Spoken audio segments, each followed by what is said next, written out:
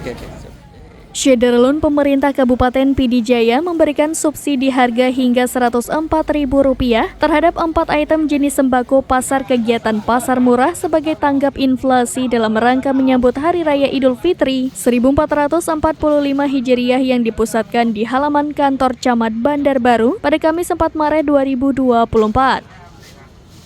Dalam pelaksanaan pasar murah tersebut, PJ Bupati Pijai Haji Insinyur Jailani Bramat bersama Asisten 1 Said Abdullah SHMKM, Kepala Dinas Perindustrian Perdagangan dan Koperasi atau Disperindakop Rizal Fikar STMM, Perwira Penghubung Mayor Sipel Hendrianto, Kabag Pembangunan Okta Handipa ST March. PJ Bupati Pijai Insinyur Haji Jailani Bramat didampingi Kepala Disperindakop Rizal Fikar STMM kepada serambinews.com pada Kamis 4 Maret 2024 mengatakan, dalam kegiatan pasar murah tanggap inflasi ini, Pemkab Pijai turut menyediakan 4 jenis sembako. Dalam kegiatan pasar murah itu, pihak pemerintah memberikan subsidi harga lebih besar dari harga pasar. Seperti halnya beras kualitas premium 1 sak ukuran 15 kg dengan harga Rp135.000, sedangkan harga pasarannya Rp210.000 per sak, artinya lebih murah Rp75.000. Lalu telur ayam ras 1 lempeng Rp43.000 per lempeng, sedangkan harga pasarnya Rp54.000 per lempeng, maka lebih murah Rp11.000.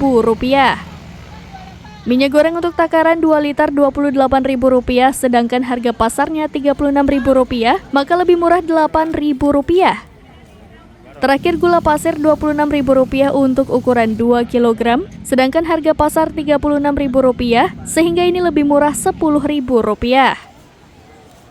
Dijelaskan juga Pemkab Pijai terus berkomitmen dalam upaya menekan angka inflasi sehingga dapat menumbuhkan daya beli masyarakat lebih tinggi.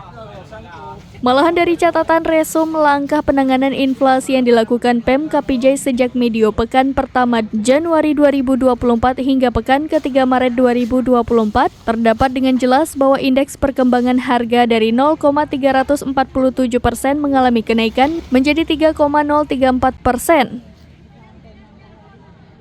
Jadi, sesuai data tersebut, inflasi di Pijai berada dalam posisi aman yaitu masih di bawah 4%. Adapun langkah-langkah pengendalian inflasi yang telah dilakukan berupa Dinas Pertanian dan Pangan melakukan pemantauan penyaluran cadangan beras pemerintah, lalu Dinas Perindustrian Perdagangan dan Koperasi melakukan pengecekan harga bahan pokok penting atau sembako yang secara rutin dilaporkan melalui SP2KP.